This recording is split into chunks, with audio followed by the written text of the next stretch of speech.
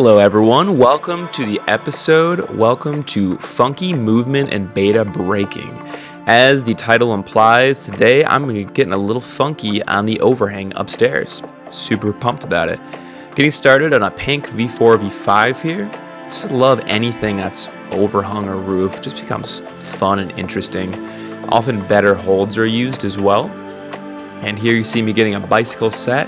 In order to get my hands in the correct position there, I had to switch them around and then pull up over the lip, which is always a really interesting transition. Often involves getting your feet really high in order to move your weight up and keep those hips close to the wall. So getting the first send there and getting warm. Such an awesome wall. So next up, give me a V6, V7 with the pink holds. I'm getting a little dynamic here. It's gonna be a little jumping around. So it begins down low, moving to an okay undercling and a fantastic side pull, and then make a dynamic move out left. I really am been squeezing my core a lot recently, and it's been helping keep things really static. So even that jump, instead of wildly kicking my legs out, I kind of just really smoothly come out, which is really fun. It's really been helping having so much core engagement. And we're jumping right into the V8, V9. That is the Funky Movement Beta Break route. So as you see, it really works onto these two features, a lot of traversing, three features, and then comes up over the lip. And that is where the crux is actually going to be, is a big dynamic move off the lip. But it begins on two slopers and just a right foot, and I'm smearing my left. Now when I'm first trying this, I'm doing the intended beta, which is doing a Gaston, flipping my hand here, and then going up left to this crimp on the feature. And from this position, you're supposed to then go down right on the feature, and there's two pretty good crimps down there. It felt really hard for me to do these moves, and also to then go down right. So you see me once again coming into the same beta, and I fell in the hand flip, and I love hand flips, so I was like, come on, what am I doing, right? So this time, you see that I begin to press my palm, and this allows me to do a crazy mantle. I switch feet, and I need to balance my body, so I actually, sorry, there's like some car noises out there, bring my right foot through, and that allows me to reach down to those holds that I was unable to get to. I switch my hand to that Gaston position in order to then kick my right foot out. That move felt really hard, very lat intensive. This whole right side of my body is just putting in work, and kind of like a crazy rose. But that felt more doable to me for whatever reason. I was talking to my friend Ethan Dolson, who sent this, and he thought I was crazy for doing this beta. He thought it was way easier just to do it the intended way, but for some reason for me, this felt a lot easier. I actually attribute that to all the planche work and handstand work that I've been doing. Getting really used to pressing and just kind of engaging my scapulas for pulling or pushing. So that's a cool benefit, is being able to kind of bust up beta and do some weird, funky stuff. It felt really interesting too. I'm in a lot of really tense but balancy positions. And, sorry, the camera got a little blurry here, just not focused well. It felt awesome to do that really slow, intentional hand flip once again, and then kicking out. When I do stick that toe, it feels great, and then I really slowly release my hand and shift my weight over my foot. Thankfully, those crimps are pretty bomber there. To be able to grab those two, get the one more right hand, and then toss up to the lip. Now here comes the true crux. You're pretty fatigued from those beginning moves, and it's a really big throw, just dynamic. It's a dead point, or rather not a dead point, because I actually stay on the wall when I miss, but very accurate. You gotta hit that crimp perfectly, or you're not gonna progress in the route. So this is me trying in isolation. I was pretty confident I could do the move, and do stick it there, which felt awesome. So I worked a little bit longer, but this is the next day coming back, and I had to show Ethan this crazy beta and also go for the center. So once again, just coming under the feature. You see I'm just looking down at the ground. There's not enough space for my head. And then slowly flipping that hand and kicking that foot out. I also do kind of readjust my left hand, as you might have been able to see, and then coming under, just using so much core to try and control these movements, and getting set up on the lip once again. This is right in the beginning of my second session, so I'm feeling fresh, feeling strong. But once again, just missing that move. I'm really trying to load up my left foot, but it's just so far. Ethan did inform me too, you're supposed to start with both hands on the lower sloper, so just getting both hands set up on that, and able to then really just added one more move, wasn't that much harder, then progress into this crazy looking beta. I do love this route, really interesting. I love that my beta came out like this. It's very cool when you have multiple betas, but all end up being about the same. I truly don't think this was that much easier, just for whatever reason allowed me to do the moves. Maybe more energy, less pure pulling, so that's kind of a bonus, you know, if you can push instead of pull, excellent, you're gonna save some energy. But here, getting up to the lip, and I thought to myself, I love Emil Abrahamson, he's awesome, and I remember he was climbing an outdoor project and thought to himself, like, you are stronger than this. And I'm trying to use that in all my climbing, so that way when I get on my proj, I will have that habit formed, but thought you are stronger than this. And that allowed me to just try hard and hit that move over the lip, do some readjusting here, and allows me to go to the finish. So getting a send, pretty amped about that, pretty happy.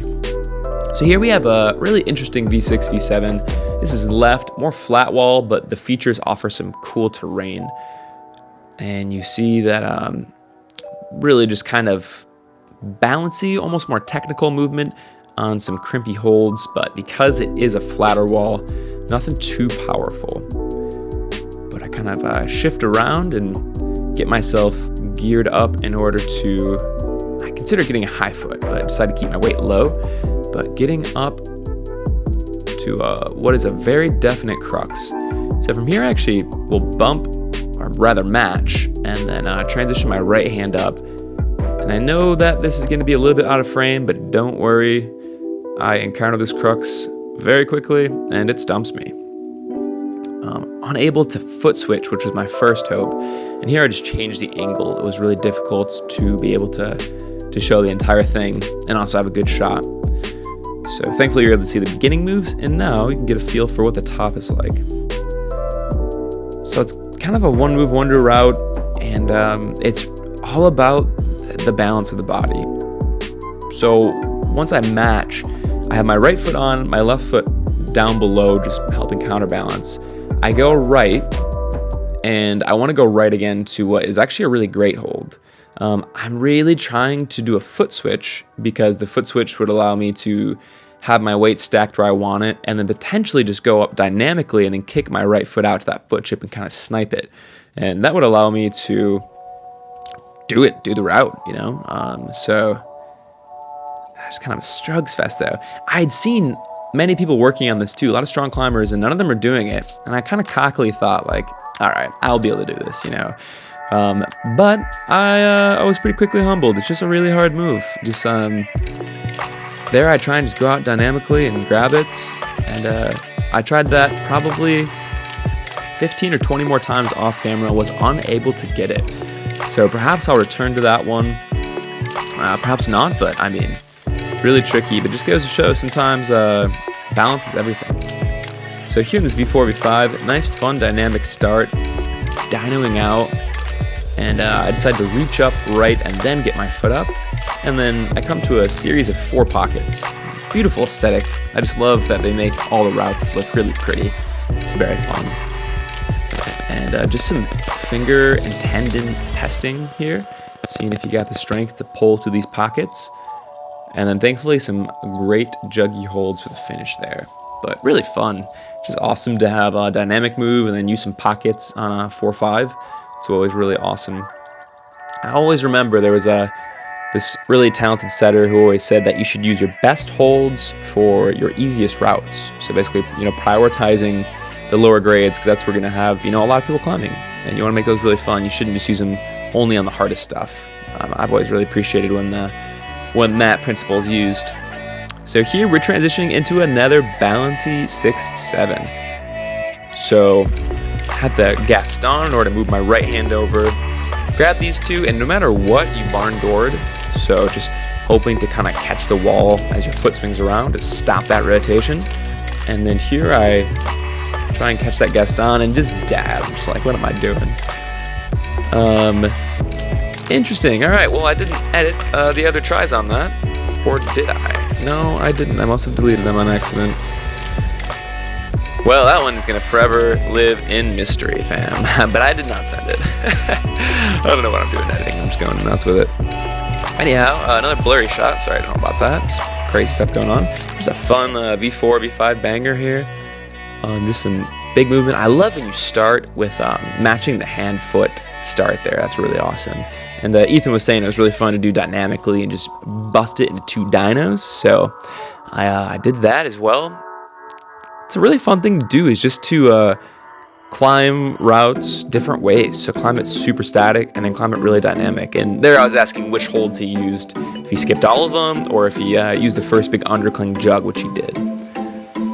So they're just kind of jumping out, and a big move to the finish.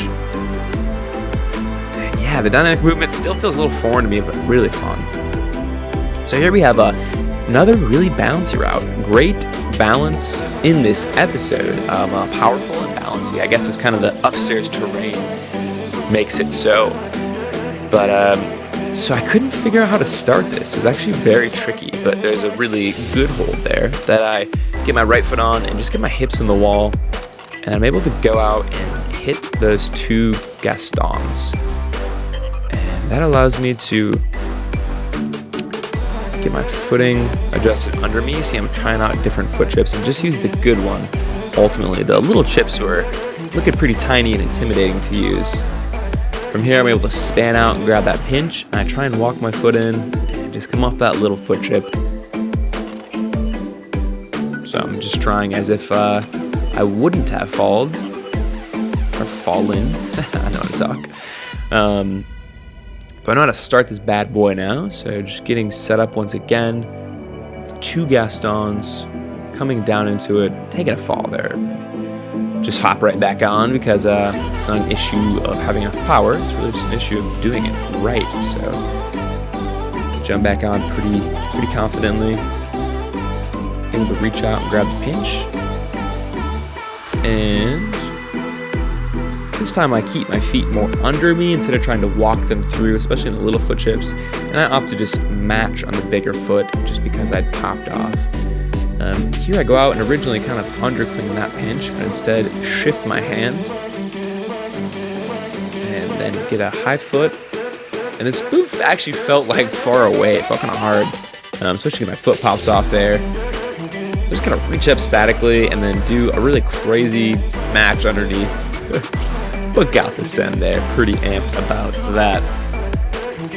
And just another V4, V5 here to end off the video.